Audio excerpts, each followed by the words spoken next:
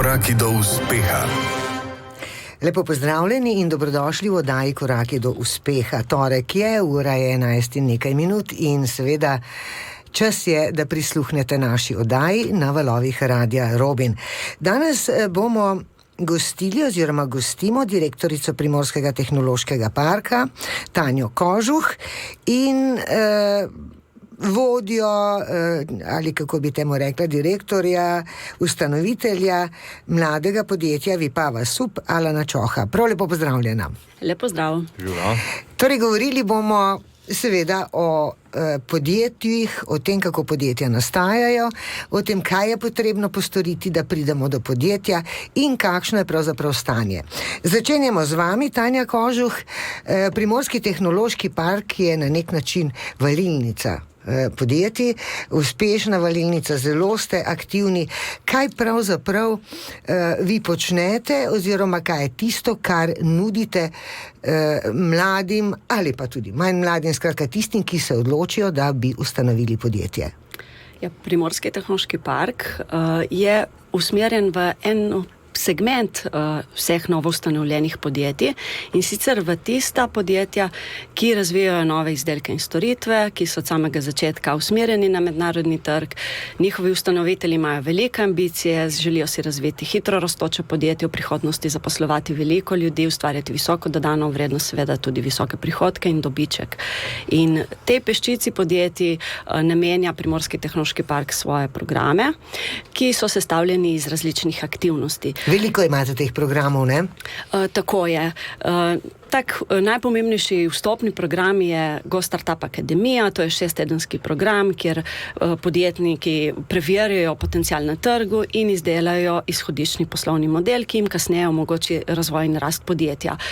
Seveda, akademija ni brez mentorstva, to poteka 1 na 1 in ga izvajajo izkušeni mentori, ki imajo že svoje izkušnje. Večinoma so to podjetniki iz Goriškega, tudi iz vse Slovenije, več kot 60 jih imamo v bazi. Naša največja dodana vrednost pa je, da zelo dobro poznamo izzive startupov in znamo poiskati ustreznega mentorja za posamezen startup. Seveda potem je tudi veliko izobraževalnih delavnic, največkrat na tematike, ki so sodobne, ki jih seveda predlagajo tudi naši startupi, te tudi odpremo za širšo javnost, veliko je mreženskih dogodkov, povezovanje z investitorji, skladi tveganega kapitala, tudi odhod v tujino, recimo v Dubaju smo bili letos na investicijski konferenci, res veliko aktivnosti. Skratka, lahko bi rekli, ni da ni, ne, kar ponujate. Sodelujete pa tudi s podjetji, ne, v širši in, torej ožji in širši okolici. Ja, seveda, Primorski tehnološki park brez podjetij ne bi obstajal. Dejansko smo v 10 letih zgradili zelo pestro podjetniško skupnost, ki jo ne sestavljajo samo startup podjetniki, ampak tudi menedžeri in člani ožjih ekip visokotehnoloških podjetij, predvsem iz Goriške regije, investitorji, mentori, strokovnjaki na različnih področjih. Del naše skupnosti so tudi raziskovalne institucije, izobraževalne institucije na vseh 3 nivojih in ne nazadnje tudi s tem našim programom Popri, ki je namenjen pa talentom, razvoju veščin podjetnosti mladih, dejansko vključujemo tudi mlade. Nekaj uvodnih informacij, podatkov o delovanju PTP-ja na kratko smo dali uvodoma. Gospa Kožuh, koliko pravzaprav nekako ljudi ali pa teh potencialnih podjetnikov in podjetnikov je že šlo skozi vaše roke? Ja, tehnološki park je bil ustanovljen že leta 2000. Več kot 250 startup ekip in podjetij smo sprejeli v inkubiranje.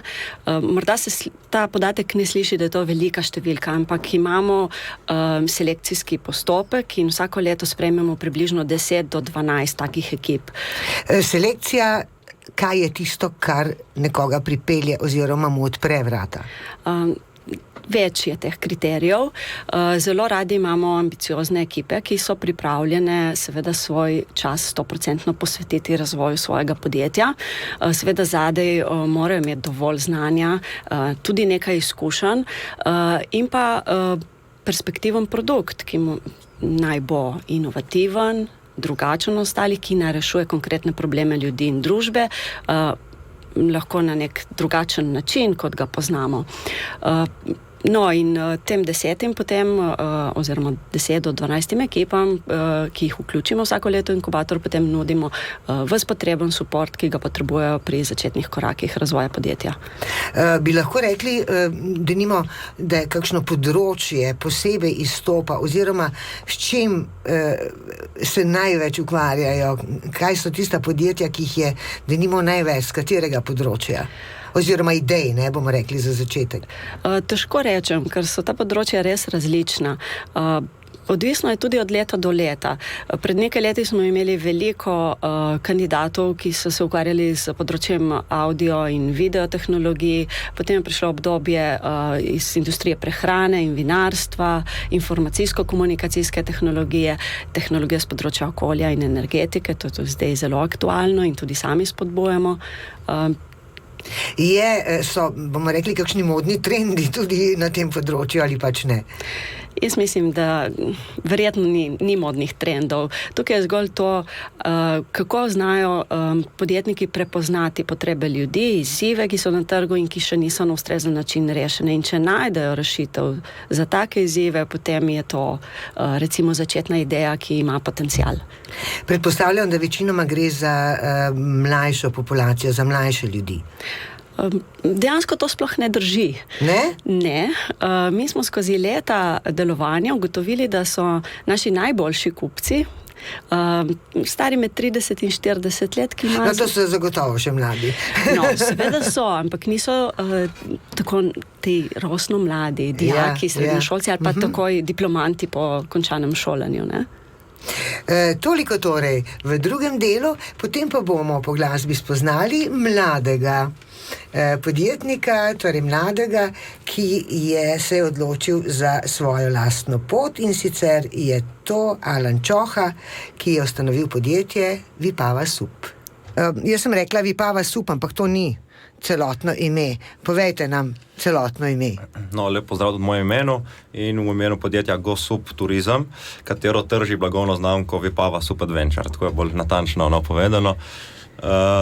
Se pravi, smo podjetje, novo ustanovljeno podjetje, ki je zaznalo potrebo po širjenju turistične ponudbe in ponujanju lokalnih dobrot oziroma dobrin turistom.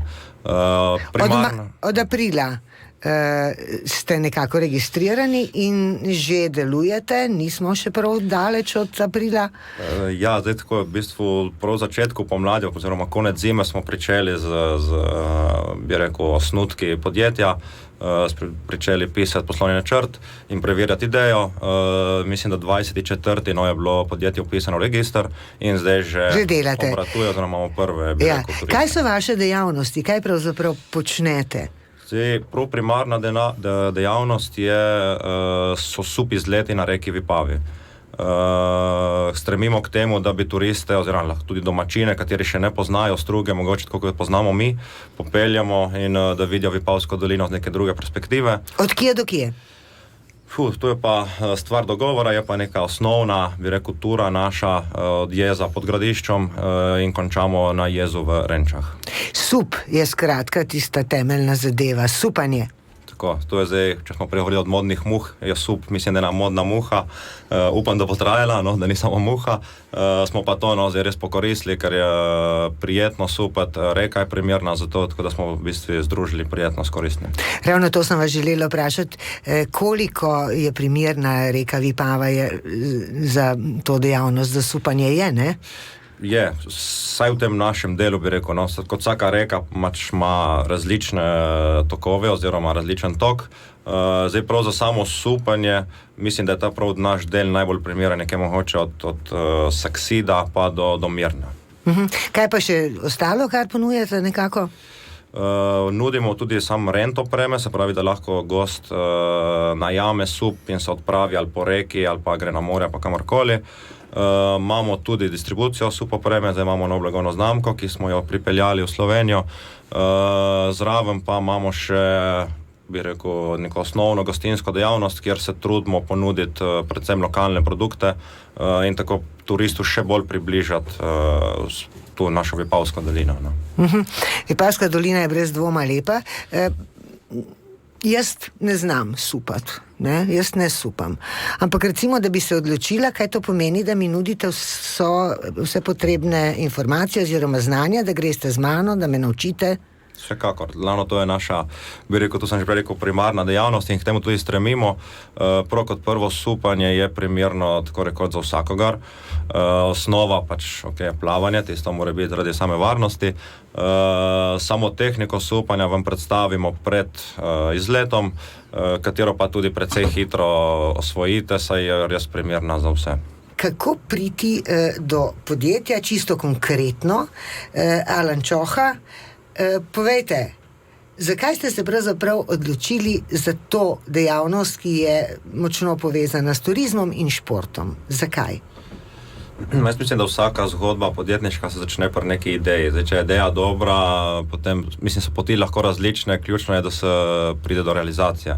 Mi smo idejo supanja dobili, oziroma prvi smo poizkusili supati 5 let nazaj, sicer na enem majhnem jezercu in ni bilo tako zanimivo. Ko smo pa enkrat se spustili po samem toku reke Vipave, je bilo tako jasno, da iz te zgodbe bo treba nekaj razviti. In res se je razvilo. Potreben je najbrž nek zelo natančen načrt, ne? Točno to. Mi smo se temu posvetili ogromno časa poslovnemu načrtu, saj smo bili mnenja, da lažje se sedaj pogovarjamo in pišemo na papir, kot potem v realnem svetu popravljamo napake. Tako da nam je kar 3 mesece vzelo časa in tudi pod vodstvom, sicer nismo šli skozi program PTP-ja, smo pa pokoristili znanje in nasvete enega izmed mentorjev, Gorana Miškulina, za kar se mu zahvaljujem. In smo takrat v bistvu preverili celo idejo, naredili neko raziskavo trga in tam prišli do zaključka, da je smiselno supanje ponuditi kot tržni produkt. Veste kaj, zelo me zanima, kakšna je bila ta raziskava trga? Pestra. Pestra. V bistvu, tako bom rekel, na začetku smo supi peljali znance, družino, prijatelje, od njih iskali nek feedback. Večinoma so bili vsi navdušeni, kar ne je dalo zagona za naprej in tako nekako smo tudi drugim potem skušali predstaviti zgodbo. Druga stran je bila pa, kot sem že prej rekel, na papirju preizkusiti finančni načrt, kaj zahteva pravnem vidiku pa tako naprej, ne? In ko smo prišli do zaključka, da je zadeva ustrezna oziroma primerna, smo zadevo realizirali. In zdaj se ta trg že odziva, že delate, vreme je, mislim, da je več kot primerno, ne, za supanje in za dejavnost, ki jo ponujate.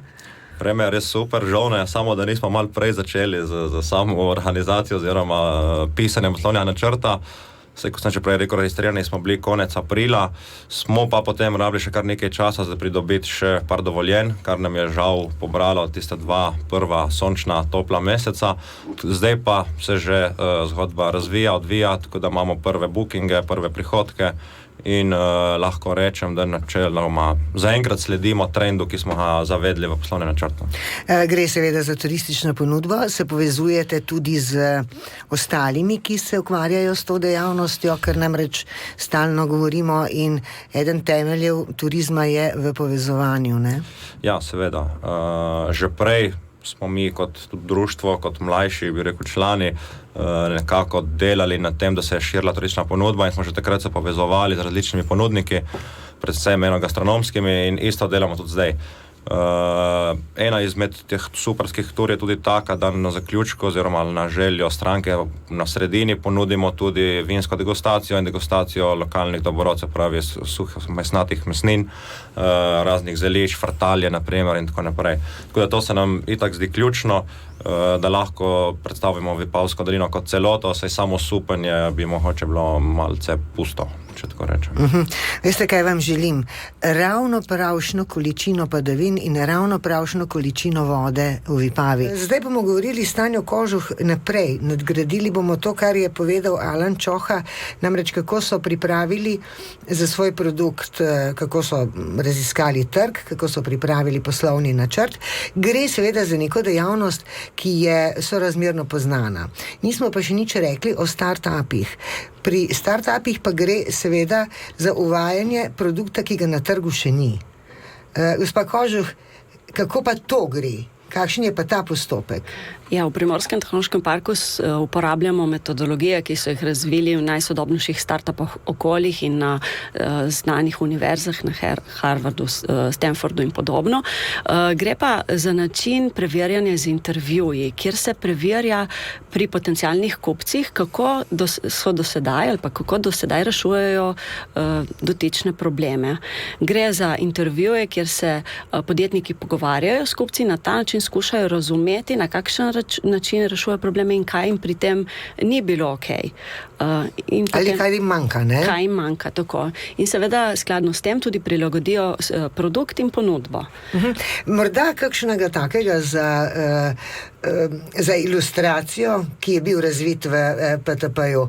Vse so taki zanimivi, ne, produkti? Ja, seveda, veliko je takih produktov. Naprimer Kobi, aplikacija, ki olajša učenje branja otrokom, predvsem s poudarkom tistih otrok, ki imajo tudi disleksijo, naprimer. Potem imamo podjetja, ki so razvila slušalke, vrhunske, za miksanje glasbe brez uporabe studija. Potem je hardware in software za spremljanje vozila. Potem imamo vrhunske produkte na področju tehnične razsvetljave in prav ta trenutek so v zaključnih fazah razvoja popolnoma biorazgradljivega svetila iz naravnih materialov, kar je tudi zanimivo. Imamo tudi podjetja, ki se ukvarjajo z ekstrakcijo konoplje. Povejte mi, kaj je bil tisti Chipolo takrat, taka izjemna revolucija, ne? Iskalec ključev ali kako? Dejansko, ja, Chipolo izhaja iz Trbovlja, lastniki so tudi mentorji v tehnološkem parku, ampak dejansko je poslovni model tisti, ki naredi razliko poleg produkta. Se pravi, nekdo lahko ima izvrsten produkt, zelo inovativen, ampak če ga nihče ne kupi, in ne potrebuje, tega produkta ni. Tako, potem ni uspeha. Ni uspeha. In zdaj smo pri uspehu. Kolikšna je uspešnost novih podjetij? Koliko denimo tle na Goriškem, če rečemo, se jih letno ustanovi, koliko jih preživi, koliko jih prikoraka do uspeha? Ja, znano je, da so statistike v startup svetu res krute. Ampak tudi pri vseh novoustanovljenih podjetij je možnost, da podjetje propade zelo veliko.